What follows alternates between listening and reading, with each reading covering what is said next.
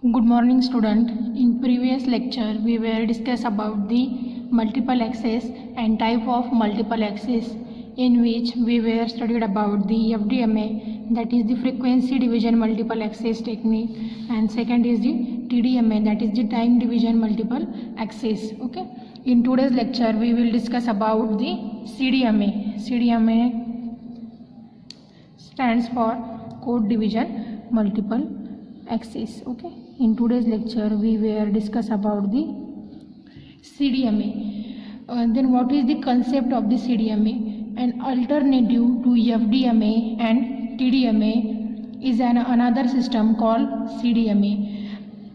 FDMA आणि TDMA साठी alternative आणखी एक ऑप्शन आहे, ते म्हणजे कुठलं आहे तुमचं CDMA. Okay, in CDMA more than one user is allowed to share a channel.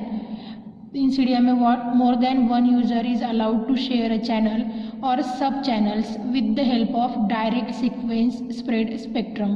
Okay, direct sequence spread spectrum use करून CDMA मध्ये आपण काय करू शकतो, मोर दॅन वन यूजर काय करू शकतो, अलाउ करू शकतो to share a channel or the sub channels. In CDMA each user is given a unique code. What? Each user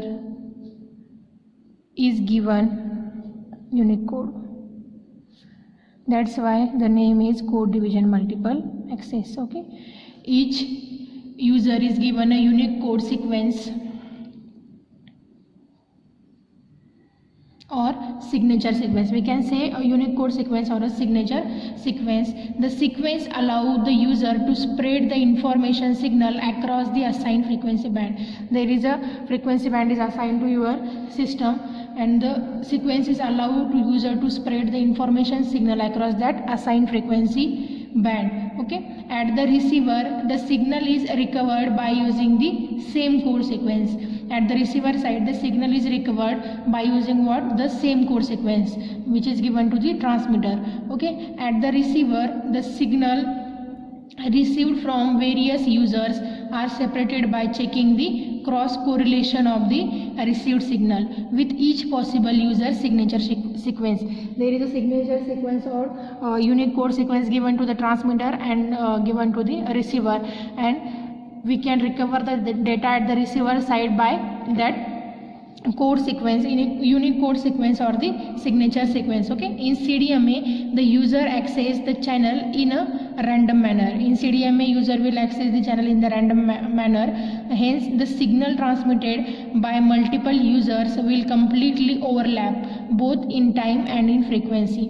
Here what happened, the CDMA user access the channel in a random manner. In random manner we can access the channel in CDMA. That's why there is a signal transmitted by multiple users at a time. The signal is transmitted by the multiple users. That's why it is completely overlapping the time and frequency. There is a overlapping between the time and frequency. In CDMA signal are spread in frequency.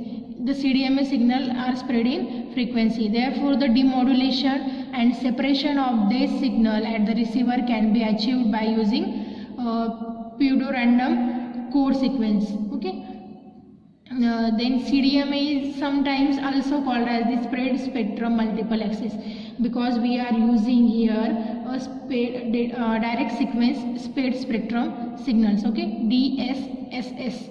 That's why the CDMA is sometimes also called what? The spread spectrum multiple access. What? CDMA means code division multiple access, also called as what? The spread spectrum means yes, spread spectrum multiple access.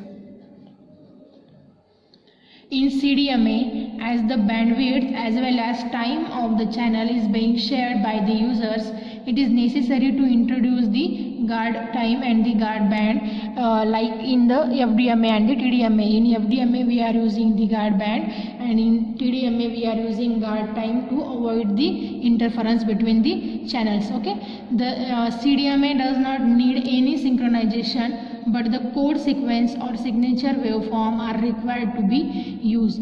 In CDMA we does not need the synchronization, but code sequence and the signature sequence which we are providing to the transmitter and receiver are required to be used. Okay, there is a structure of the CDMA showing the guard band and the guard time.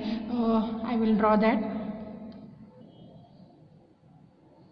This is nothing but the structure of this TDMA showing the guard band and the guard time. Here we can see on the x-axis we show the time, on the x-axis it is a frequency. Here we can say we use the number of users like user 1, user 2, user 3. Here we does not need a synchronization, but the code sequence and the signature waveform are required, that are given here. Here is not a sequence like user 1, user 2 or user 3. Here is a random use of the frequency band. That's why we can say here we see the user 2, then user 1, user 2, like that. Here we can say the time is on the x-axis, that's why we provide the time slot on here. Here is a frequency, hence that is the guard band, like we use in the FDMA to avoid the interference between the users. Okay, after that we will discuss about the features of the CDMA. Okay, what is the features of the CDMA? First of all, the feature of the CDMA are as follows. First is, in CDMA, the multipath signal that are delayed version of the original signal will appear as a noise. What? In CDMA, the multipath signals means the signal which having the multiple path that are delayed version of the original signal will appear as the noise. A rake receiver can use to improve the reception. Here we use the receiver to improve the reception, that is the rake receiver. Then second feature is an undesired user transmitting a higher power compared to other can create the near far problem. What? Undesired user transmitting a higher power. The undesired user in the CDMA will transmit the higher power as compared to other can create near to far the problems. Okay, the third feature is CDMA make use of soft handoff. CDMA will use the soft handoff. Then fourth feature is all the users of a CDMA system share the same frequency. TDD, that is the time division duplex, or the FDD means frequency division duplex can be used. In CDMA we use the TDD or the FDD. In CDMA we use the, or we can share the same frequency. Here we can see that in CDMA the noise increase and system performance decreases with increase in the number of users. If there is an increase in the number of users, then in CDMA the noise is increased and the system performance will be decreases. Okay, in CDMA system reduce the multipath feeding. CDMA system will reduce the multipath feeding. And the last feature of the CDMA is that the CDMA system have a problem called the self-jamming that arises because the spreading sequence different users are not exactly orthogonal. In the spreading sequence of the signal of the different user are not exactly orthogonal. That's why in CDMA there is a problem called as the jamming is occur. Okay, that is all about the CDMA, code division multiple access, in which we provide the unique code sequence. Here is a random use of the frequency and time. We use the same frequency here. There are some features we discuss of the CDMA.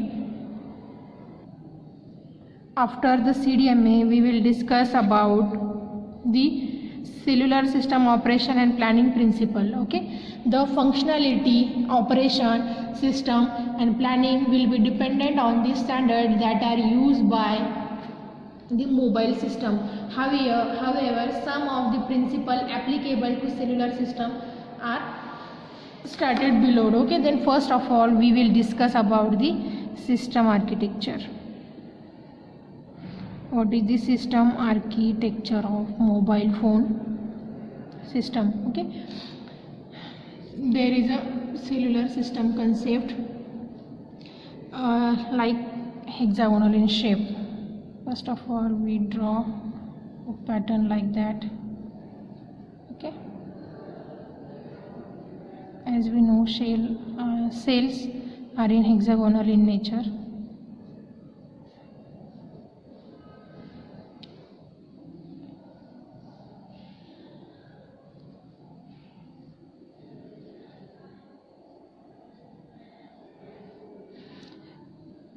Cells are in hexagonal in nature but not perfect hexagon. Okay, that is the base station, BS. We can see it as a BS.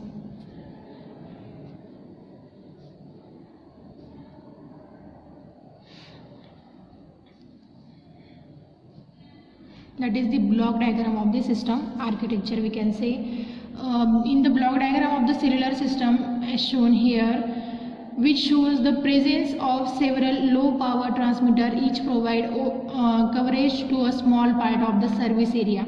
That base station will provide the coverage to the will provide the coverage to the small part of the service area of the cell. Okay, each cell is assigned a base station, that is BS. Each cell is assigned the base station at the center. Here we can say. Then what is the base station?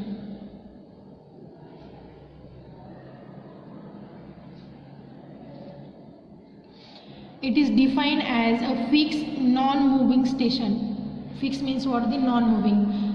If that is the location of the base station, that will not move anywhere in that area. It is defined as the fixed station in a mobile radio system which communicate with the mobile station. Base station is nothing but a fixed station in mobile radio system which communicate with the mobile stations. Okay, the base stations are located at the center or on the edge of the region being covered. The base station is located at the exactly center or the edge. Edge means what? At the edge of that area of the region being covered. It consists of transmitter antenna, receiver antenna and radio channel mounted on a tower. It will consist of the transmitter, then receiver, and the transmitter antenna, receiver antenna, and the radio channel mounted on the tower. The base station provide a radio connection between the mobile station and the mobile switching center, means MSC. Okay, the base station will provide the radio connection between mobile station and the mobile switching center, that is the MSC or MTSO. Then